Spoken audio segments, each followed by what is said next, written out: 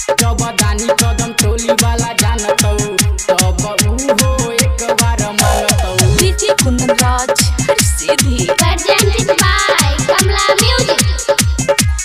जब दानी कदम टोली वाला जानतौ तब हो एक बार मांगतौ। हे गे छौरा दरभंगा के किस लेलकौ, छौरा मधुबनी वाला मिस लेलकौ। हे गे छौरा दरभंगा के किस लेलकौ, छौरा मधुबनी वाला मिस लेलकौ। हे गे सोचल काम नहीं बनतौ, गे जब दानी कदम टोली वाला जानतौ तब हो एक बार मांगतौ।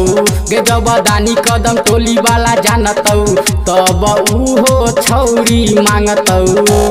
डीजे कुंदन राज हर सीधी अभी आप सुन रहे हो कमला बिहारी को। जब दानी कदम टोली वाला जानतौ तब हो एक बार मांगतौ। हे गई खिरमा वाला छौरा संगे माजा छौरी मारै छे, बैदा वाला छौरा सबके छौरी तू त बाटै छे। हे गई खिरमा वाला छौरा संगे माजा छौरी मारै छे, बैदा वाला छौरा सबके छौरी तू त बाटै छे। हे गे चढ़ल जवानी के लुटतौ, गे जब दानी कदम टोली वाला जानतौ तब हो एक बार मांगतौ। गे जब दानी कदम टोली वाला जानतौ तब हो छौरी मांगतौ। डीजे कुंदन राज हर सीधी जब दानी कदम टोली वाला जानतौ तब हो एक बार मांगतौ। अभी आप सुन रहे हो कमला बिहारी को।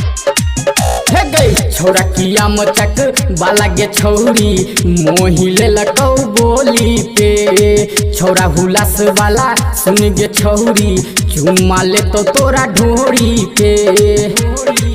हे गई छौरा किया मचक बाला गे छौरी मोही लेलकौ बोली पे, छौरा हुलास वाला सुन गे छौरी चुम्मा ले तो तोरा ढोरी पे।